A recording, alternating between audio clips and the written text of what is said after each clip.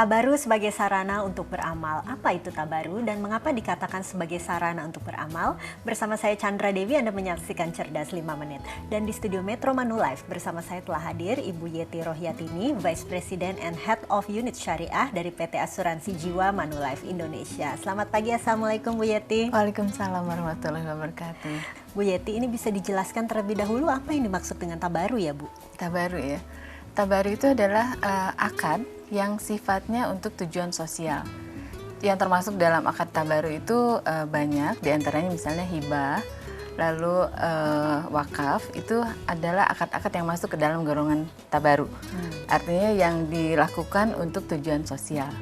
Nah, kalau dalam asuransi, akad tabaru ini adalah satu pokok dari asuransi syariah, karena nawa itu atau niatnya dalam berasuransi syariah adalah saling tolong-menolong.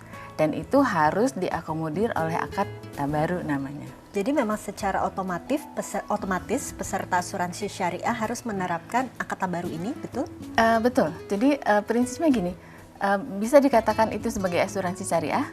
Yang harus ada di dalam asuransi syariah itu adalah akad tabaru.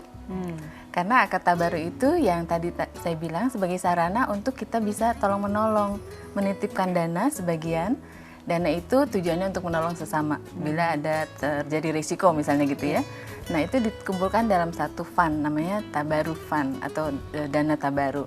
Nah, kenapa itu dibilang sarana untuk tolong-menolong? Karena dana tabaru yang terkumpul ini nanti akan menjadi sumber untuk pembayaran klaim manakala terjadi peserta mengalami risiko, mau meninggal kayak atau misalnya masuk rumah sakit. Nah, biayanya itu kita keluarkan dari dana kumpulan tadi. Oke, itu jadi mekanisme kerja dari tabarunya itu ya, betul, Bu. betul. Nah, siapa saja sih yang bisa ikut serta untuk mengikuti akad tabaru ini di asuransi syariah, Bu? Semua. Jadi sebetulnya gini, kenapa saya bilang semua? Karena konsep syariah atau asuransi syariah itu tidak hanya melulu untuk golongan tertentu. Bukan hanya untuk muslim aja misalnya gitu ya, tapi juga termasuk yang non muslim, semua deh pokoknya yang mau dia beramal, menolong sesama sekaligus memproteksi diri dan keluarganya. Kan jarang dong, biasanya kan orang amal ya amal aja gitu. Tapi kalau dengan asuransi syariah, ya dia beramal sekaligus dia juga memproteksi dirinya dan keluarganya.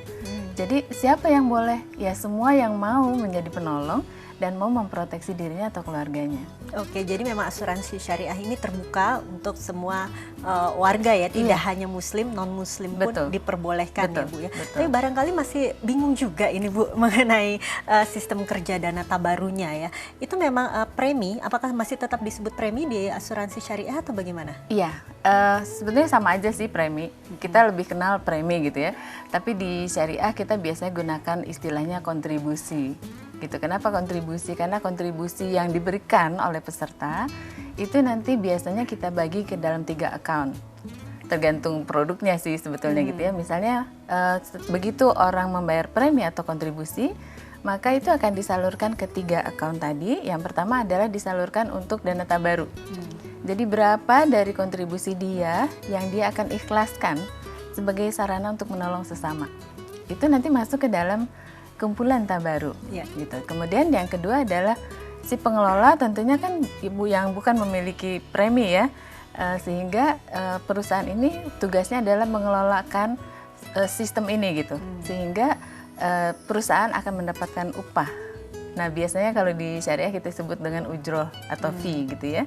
Kemudian yang terakhir adalah kalau produknya memang ada sifat tabungannya atau investasinya, maka sebagian dari kontribusi tadi akan masuk ke dalam dana peserta.